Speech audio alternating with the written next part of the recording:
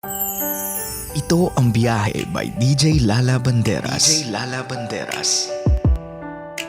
I love back with me DJ Lala Banderas para sa ating programang Sakto, Klaro, Diretso. Syempre dun muna tayo sa good thing about being sentimental. It makes you, I think, thankful. Love, alam mo yung kantang Bless the Broken Road? It says, every long lost dream led me to where you are. Others who broke my heart, they are like northern stars, pointing me on my way into your loving arms. This much I know is true, that God bless the broken road that led me straight to you. Hindi ko na kinanta para di ka maumay. Pero totoo, di ba? No-brainer yung lyrics eh. It tells you na everything na nangyayari sa'yo, it is preparing you for a brighter future. So if you are feeling down today, somehow lost in your way, just keep on going.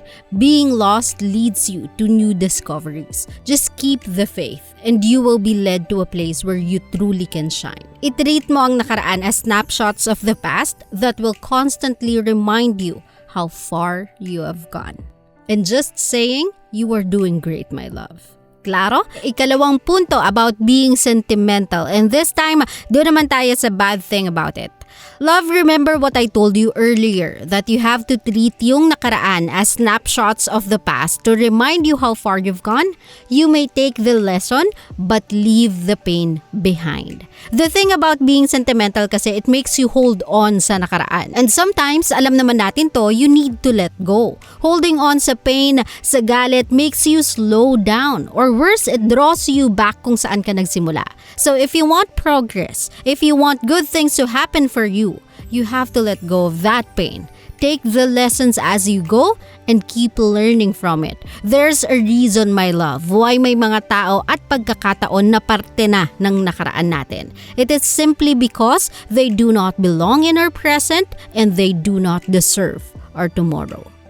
Klaro? Eto na nga po, my love, aawat muna tayo sa ating biyaheng sentimental. Oras muna para magbigay daan para sa ating biyahe sender of the night. Ito ay mula sa ating biyahe text line na 0917-851-4329. Ito ang biyahe ni Jedica. Hi DJ Lala, may i-share lang po ako. I'm cheating on my partner since last month with my workmate.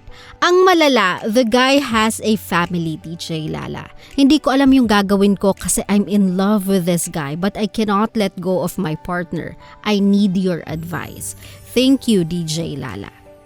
Well, hi Jenica. I don't know what to say, dear. Nung sinabing hitting two birds with one stone, you quite did it literally sa aspeto ng kasalanan. But one thing is for sure, Jenica, you are selfish. Yan na, hindi na ako masyado magpapaligoy-ligoy pa. I'll be frank and brutally honest. You are selfish, self-centered, and narcissistic. Narcissistic ka kasi yung level ng pagmamahal mo sa sarili mo ay andun sa point na feeling mo deserve mo lahat ng pagmamahal no matter how many people yung panggagalingan. You want it all. You think so highly of yourself na ginaganid mo lahat ng atensyon, even taong nagmamahal kasi feeling mo one person is not enough to patronize you. I know, love, na you are smart enough to understand na what you are doing can never end up nicely. One way or another, after mong magpakasasa sa privileges of having two lovers, you will suffer a great amount of emotional pain. You will be publicly shamed and you will be tagged not just as a cheater, but a homewrecker. At this point, you know in your heart that you deserve it. Kasi naging ganid ka eh. Good thing though, it's not too late. You can still come clean, my love. If hindi pa ganun ka-obvious sa'yo what to do, let me say this loud and clear.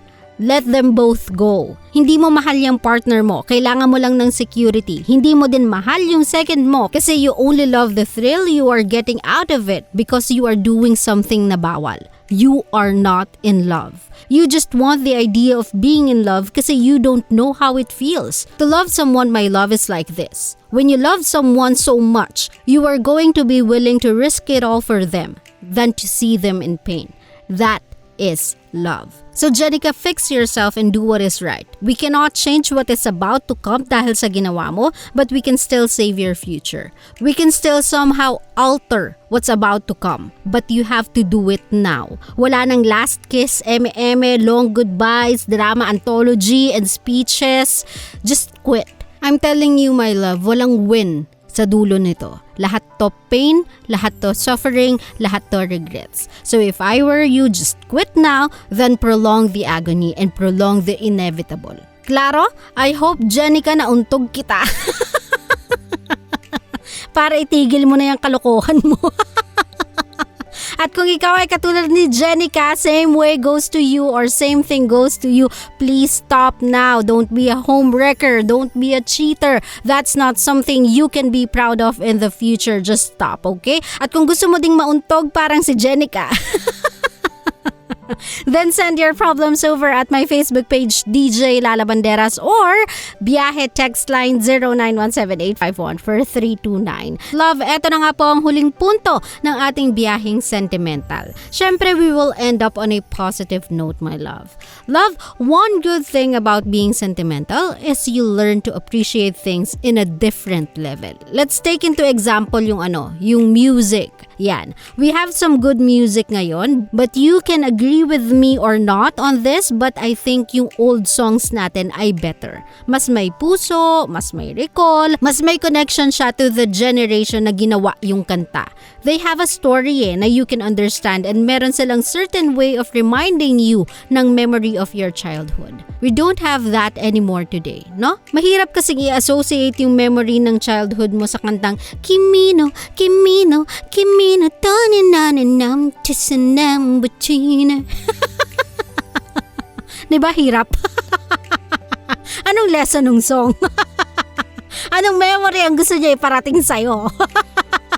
Ang hirap, diba? Kaya ayun, somehow being sentimental gives us a standard of what to appreciate and love. So I guess that is a good thing. Being sentimental makes us appreciate a certain standard. Okay?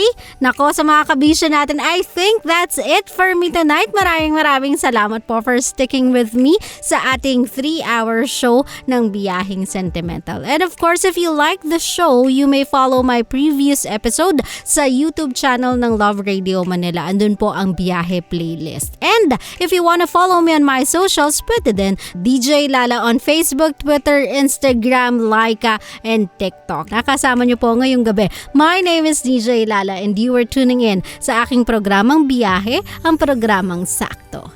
Klaro, Diretso, ng 90.7 Love Radio. GV lang, walang hate, puro love lang. Good night, everybody. I'll see you guys again tomorrow. Bye! I love you. Always your number one SM radio station. Love Radio.